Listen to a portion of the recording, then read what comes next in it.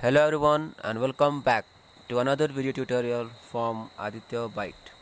So guys, today in this video we'll discuss on Henderson-Hasselbalch equation. Yeah, and before watching this video, make sure to have a clear concept on the buffer solutions. Yeah, the acid buffer solution and basic buffer solution. For that, make sure to watch another video of buffer solution from my channel, and the link is given in the description. Okay, so let's move on. So guys, Henderson and Hasselbalch equation is nothing but a equation to find the pH of the given buffer solution. Okay, the pH of given acid or basic buffer solution. Yeah, for that the equation is given by Henderson and Hasselbalch uh, to find the required value of pH of the given solution. Yeah. Okay, so now let's see what it is. Okay, so calculation of pH of buffer solution by Henderson and Hasselbalch equation. Okay, we'll see it on two parts, that is pH of acid buffer solution and pH of basic buffer solution. Okay, now let's see the first part here. Here, let us consider an example of a weak acid, that is the acetic acid. Yeah, and it's salt with a strong base, that is sodium acetate. Yeah, a strong base taken here, it is NaOH. Yeah, and after the reaction it is being formed here. So now let's see, in aqueous solution this ionizes as, yeah, CH3 COH, that is acetic acid, dissociates into acetate ion and H plus ion. Yeah, and they are feebly ionized. Feebly ionized means incompletely ionized, not fully ionized, like, yeah, ionized. Okay, so here if I try to make it clear that here if you take suppose if you take 10 mole of acetic acid, then only few mole, let us take an example, 2 mole will dissociate. Yeah, 2 mole of acetate will form, and 2 H plus ion are formed. Okay, means still 8 is remaining here, still 8 part of acetic acid is remaining here. This is the idea here. Yeah, but in the salt you can see, if you take 10 mole of salt, then whole 10 mole of salt will be dissociated and get converted into the acetate ion and the sodium ion. Okay guys, this is the basic idea. This is the idea for feebly ionized and highly ionized concept. Okay, now let's see furthermore what is it is telling us actually. Okay, so here as you can clearly see, after to it, for ionization of weak acid, this is the dissociation constant actually, and from the above equation we have got this CH3CO minus, H plus, and CH3CO H concentration. Yeah, and this is the formula for finding dissociation constant. Yeah, I hope you have the clear concept on it. So okay, let's see, let's solve it now. It is nothing but a mathematical problem from here actually. The chemistry is over from here. Okay, so now let's see.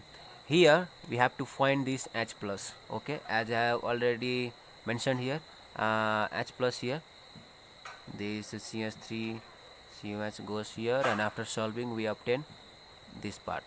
Okay, now here you can see the Ka into the concentration of acid by concentration of salt. Why it is so? Here you can see this is the acid and this is the CH3CO minus ion acetate. Okay, so here you can see the I have written CH3CO minus in place of CH3CO minus the salt. Why it is so? It is so because here CH3COO minus is mostly due to the salt, because of common ion effect between weak acid and salt. Because of common ion effect between weak acid and salt. Getting or not guys? Okay, let's make it more clear here. Okay, here guys, as we have already said that here if we are taking 10 mole of if we are taking 10 mole of acetic acid, then only few amount of acetates are formed in the first part. Okay, in the second part, in the salt part, you can see that the if you take 10 mole of this salt, then 10 mole of acetate ion is formed. Yeah, means the whole part is dissociated. Yeah, whole part is dissociated. Okay, that is first condition. And second condition, here you can see in both the equations here that they both have a common ion. They both have common ion, the acetate ion. Yeah, and common ion effect says that the dissociation degree of dissociation decreases for weak acids. Yeah, if there is common ion in the solution. Yeah, as you have already as you have already seeing that already it is dissociating less. Yeah, in 10 part only suppose that 2 part is dissociated. Okay, and in here you can see the 10 part is dissociated, and due to this common ion effect again, and due to this common ion effect between these acetate ions, the concentration of this acetate from this acetic acid is again decreased by common ion effect. Getting or not, guys? Yeah, again decreased. So overall what you can say is the acetate ion in the solution is mostly due to this salt, not due to this weak acid. Yeah, because large amount of acetate ion is formed by this salt, not this acetic acid. This is only the thing I was supposed to say. Yeah, this was the idea. Okay, that is why here we have mentioned the acid in place of this acetic acid and salt in place of this acetate ion, because this acetate ion is obtained mostly because of salt. Yeah, this was the idea, guys. Okay, now taking log on both sides, the simple mathematics is here now taking log on both sides. Yeah, minus log on both sides. Here you can see we have obtained this. Okay, now let's move on. Yeah, and after to this, after solving it, we have obtained this equation. Okay, minus log h plus gives pH. Yeah, I hope you already know this idea, guys. And minus log k gives pKa. Yeah, and plus log salt by acid. Here you can see to remove this minus, we have switched on the denominator and numerator here. Yeah, after switching the denominator and numerator, this minus sign gets lost. Yeah, and positive obtained. So guys, this is the idea, and this is our required Henderson equation for acid buffer solution. Okay, this is the okay, this was the idea. Now let's move furthermore about the pH of basic buffer solution. Now after understanding the pH of acid buffer solution, you can easily get the pH of basic buffer solution. Yeah, because they both are similar. Yeah, the procedures are quite similar. So once understanding the acidic, you can also understand the basic buffer solution in the same way. Okay, let's see. Let's consider an example of weak base, that is ammonium hydroxide. Okay, and its salt with a strong acid, that is ammonium chloride here. Okay, now let's dissociate. Now let's ionize actually here you can see the ammonium hydroxide ionizes into ammonium ion plus hydroxyl ion, which is feebly ionized. You can use the same clear concept of the ionization on acid buffer solution. Yeah, and here you can see the ammonium chloride gets completely dissociated into ammonium ion plus chloride ion, which is highly ionized. Yeah, feebly ionized and highly ionized concept is now clear to you now, I hope. Yeah, yeah, this is the idea here, guys. It will not ionize completely. Yeah, it will ionize completely, and due to the common ion effect, you have to conclude that the ammonium ion, whatever the large amount of ammonium ion is there in the solution, which is only due to this ammonium chloride, not these. Okay, the same clear concept you can use from that acidic part. Okay, okay guys, let me clear it. Okay, now let's see. Now again let's apply the formula here for dissociation constant, equilibrium dissociation constant here in this part. Okay, here you can see it is nothing but the concentration of product by concentration of reactant. Yeah, this is the basic idea, I think you must know.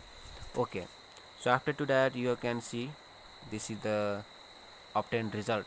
Now as we are finding the pH of basic buffer solution, we have to find OH here, OH minus same. Now apply the for mathematics and obtain this OH minus, it will go there, and same basic idea. Yeah, okay, now let's move on. Okay, now after to this here, this part we have already discussed. Now this here you can see the and in place of NH4 we have written base, in place of NH4 plus we have written salt. We have written what? Salt. Why we have written salt? We have already discussed guys. What? That here the NH4 plus, here the NH4 plus is mostly due to salt, because it gets dissociated completely. Yeah, we have already discussed the concept, try to understand. Okay, okay, because of common ion effect between weak base and salt. Yeah, they both have a common ion. What is it? NH4 plus. NH4 plus ion is the common ion between the base and the salt. Okay, now let's taking minus log on both side. Okay, after to this minus log OH minus log and this whole part. Okay, and after solving this we have obtained this formula, the POH.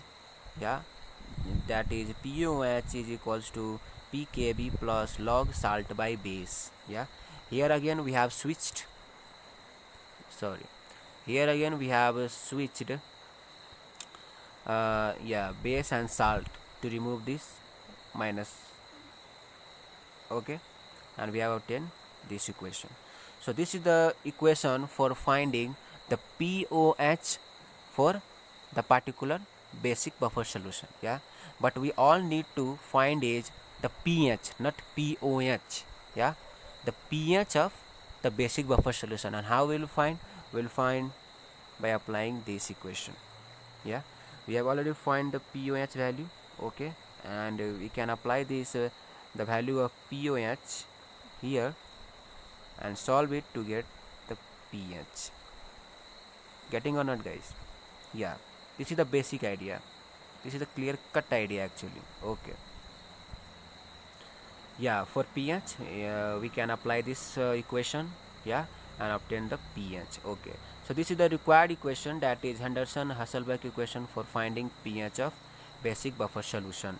And this is the required, our concluded part, our required pH, our required equation actually for finding the pH of a given buffer solution. Yeah, so suppose we are given a solution, the buffer solution, we have set to find or calculate the pH of the particular solution. So what we all need is, we only need the pKa value, which is already given. Yeah, which is already obtained from the various experiments. Yeah, and we all need the concentration of salt and the concentration of acid in the solution. Okay, and once we have these values, we can clearly find out the pH of that buffer solution.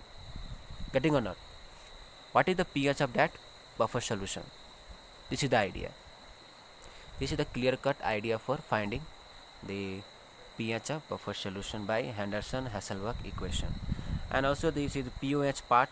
Yeah, pKb log salt by base, which is for basic buffer solution, and it will give us the POH value. Yeah, and if you want to find the pH, then we can apply the formula here, this part, pH plus POH will equal to 14, and after putting the value of POH we can get the value of pH. Okay, yeah guys, so this was all about the Henderson-Hasselbalch equation for finding the pH of buffer solutions. This is the overall idea and concept. So go through the video once again and try to clear the concept. Yeah, this is the important part actually if we are talking of the buffer solutions.